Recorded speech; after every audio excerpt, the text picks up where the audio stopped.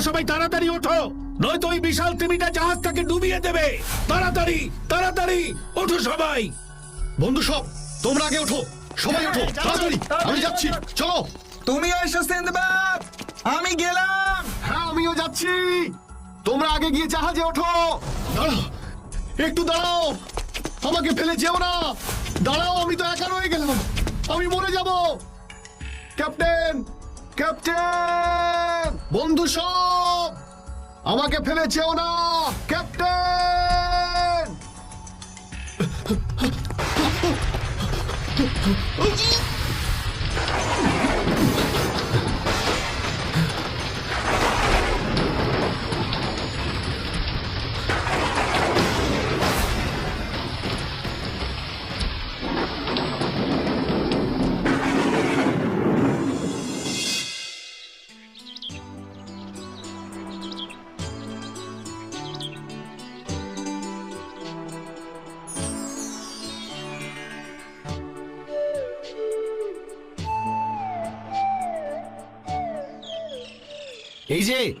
এই যে শুনছেন, দাঁড়ান দাঁড়ান বলছি, দাঁড়ান।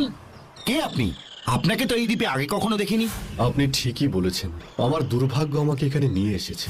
আমি একজন বণিক, আমার দেশ বাগদাদ, বেরিয়েছিলাম বাণিজ্যে। তারপর কি হলো?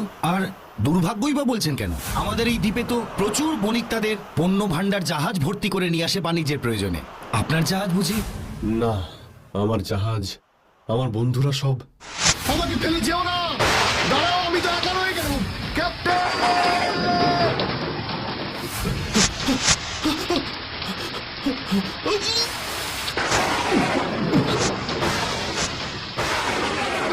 ও আল্লাহ, আসুন, আপনি আসুন আমার সঙ্গে। এরা কারা? আমি আর এরা সবাই ঘোড়া ব্যবসায়ী। এই দ্বীপের ঘোড়া জগৎ বিখ্যাত, কারণ এই দ্বীপের ঘোড়ার গায়ে আছে সিন্ধু ঘটকের রক্ত। আমি কি পারবো আপনাদের সঙ্গে থাকতে? নিশ্চয়ই, কেন পারবেন না?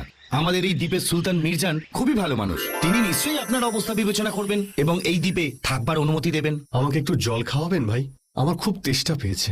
বসুন, আপনি বসুন এখানে। এই, আমাদের এই নতুন বন্ধুর জন্য খাওয়ার আর জলের ব্যবস্থা করো। এতগুলো বছর চলে গেল, আমার বাগদাদ থেকে একটা জাহাজও এলো না। সবই আমার কপাল।